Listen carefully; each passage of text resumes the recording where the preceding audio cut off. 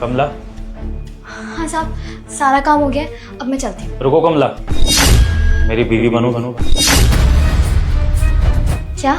मेरा मतलब है बीवी बनने का नाटक करोगी। आई एम सॉरी, मैं तुमसे इस तरह की बात कर रहा हूँ।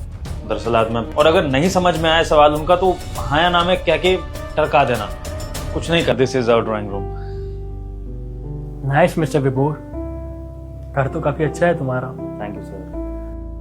वैसे भाई तुम्हारी वाइफ कहीं नजर नहीं आ रही, कहीं हमारी आने की खबर सुन के मायके तो नहीं चली गई? अरे नहीं सर, कैसी बातें कर रहे हैं, आपको तो उससे स्पेशली मिलवाना है। वो अंदर किचन से पानी ला रही होगी। आप आइए ना, बैठिए। After you. Please sit sir. वैसे विभोर, लगता नहीं है तुम शादीशुदा हो। क्यों सर, क्यों नहीं लगता? नहीं मतलब तुम्हारा, अपनी वाइफ के ऊपर हमेशा अपनी चला के रखता हूँ, डोमिनेट करता हूँ उसे। तो जो भी घर का इंटीरियर एंड ऑल है ना, सब मैं ही डिसाइड करता हूँ सर।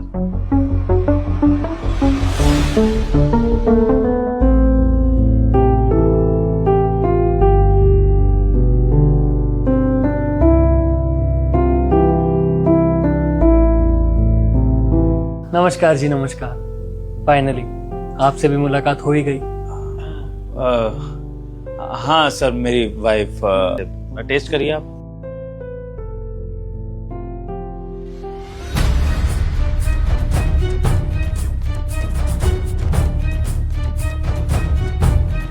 टाइप की लड़कियां होती है ना, उस तरह की है मेरी पूजा। पूजा, थोड़ा बॉस को सही से जवाब दो अच्छे से। हाँ, ये क्या होता है, खाना बनाती हूँ। वैसे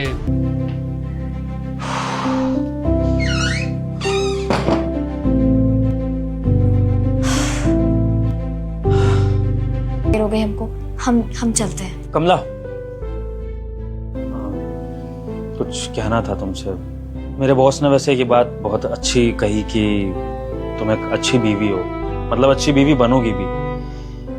क्या तुम सच में कमला से? लोग क्या कहेंगे, घर वालों को क्या जवाब दूंगी मैं? अच्छा नहीं लगता। आसानी से नहीं लेने चाहिए। बिल्कुल ठीक कहा आपने। आजकल एक अच्छा जीवन साथी मिलना बहुत मुश्किल है, लेकिन नामुमकिन नहीं है। हम भगवान से प्रार्थना करेंगे कि आपको बहुत अच्छी जीवन साथी मिले, जिसके साथ आप खुश रहें और वो आपकी सारी बातें माने। तब तक के लिए हम इतना कर सकते हैं कि जैसे अब तक आपके लिए काम करते आए हैं वैसे ही काम करेंगे। और आज जैसे आपके लिए खड़े हुए, आपकी मदद की, आपको दोस्त की जरूरत थी, तो हम भाभी। हाँ, वो चाय पत्ती का डब्बा कहाँ है, मिल नहीं रहा मुझे। वो दीदी राइट वाले शेल्फ है ना, वहां पर ही है। ठीक है भाभी, आपने फिर से यही सूट पहन लिया। कितनी बार तो फट चुका है, कितना सिलोगे इसे? कपड़ा भी खराब हो गया है, कुछ और पहन लो ना, फेंक दो इसे।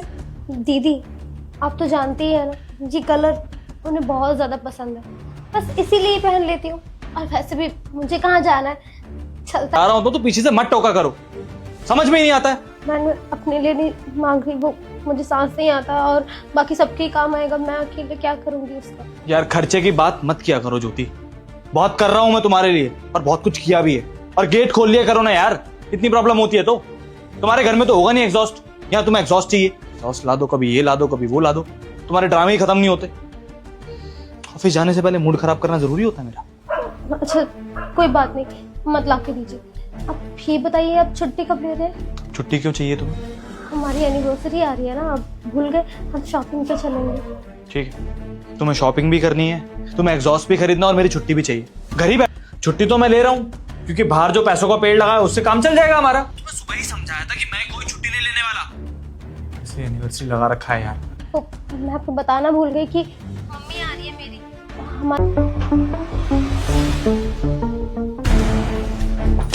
ज्योति, ज्योति एक गिलास पानी लाना। जी आपने बुलाया?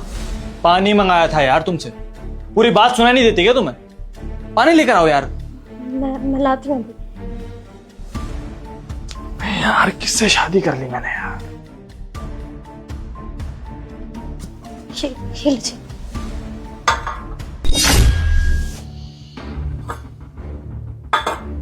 क्या है ये सब? पानी का ग्लास है। वो तो मुझे भी दिखाई दे रहा है पागल। क्या? लेकिन पति आगे से क्या कर रहा है? बदतमीज से बात कर रहा है। अरे सुन तक नहीं रहा है उनकी, फिर भी आपको सिर्फ उनमें कमियां दिखती है। भैया मेरी भी शादी हुई, अगर मेरा पति मेरे साथ ये हरकतें करे तो उससे बदतमीजी से बात करे, मुझे एक एक पैसा गिनाए, मुझे फटे पुराने कपड़े पहनने पड़े, फटे पुराने जूते पहनने पड़े, तो कैसा लगेगा आपने जब मेरी शादी करी थी तो। हेलो, मैं लोकेशन पे आ गया हूँ, आप कहीं दिखाई नहीं दे रही मुझे। जी आपको कोई सफेद गाड़ी दिख रही है क्या? सफेद गाड़ी? सफेद तो 2-3 गाड़ियां हैं यहाँ पर। आप कहाँ पर हैं? जी ये स्विफ्ट डिजायर है सफेद कलर की। इधर देखिए, इधर हूँ मैं। आप हैं क्या? जी मैं ही हूँ, इधर ही आ जाइए।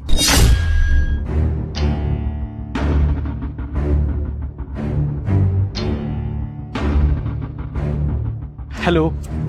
नमस्ते जी। नमस्ते। क्या हुआ, आप गाड़ी खराब हो गई है आपकी? जी वो दरअसल मैं मैकेनिक हूँ। मैकेनिक? क्या सर, आप इस मैकेनिक के लिए यहाँ पर आए हैं? आपको पता था ना कि आज कितनी जरूरी मीटिंग्स हैं, आपने वो सारी मीटिंग्स कैंसिल कर दी।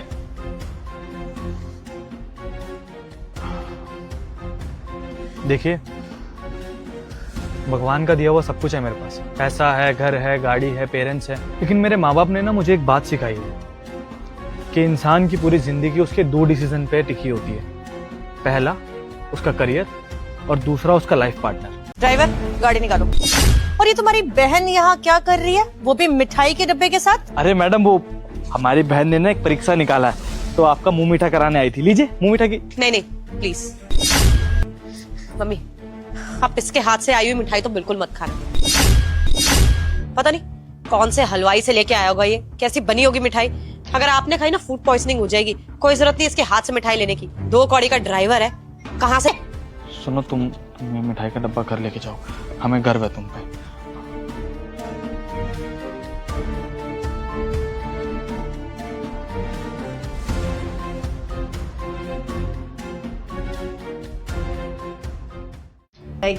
अब जिसके ऊपर हम दोबारा से काम स्टार्ट करवा देंगे। मैम प्लीज आप एक बार पेपर्स देख लीजिए और सिग्नेचर कर दीजिए, बहुत इंपॉर्टेंट है ये पेपर हमारे लिए। हाँ मैम, बस 1-2 सिग्नेचर्स चाहिए, अब मेरी कंपनी खुल जाएगी।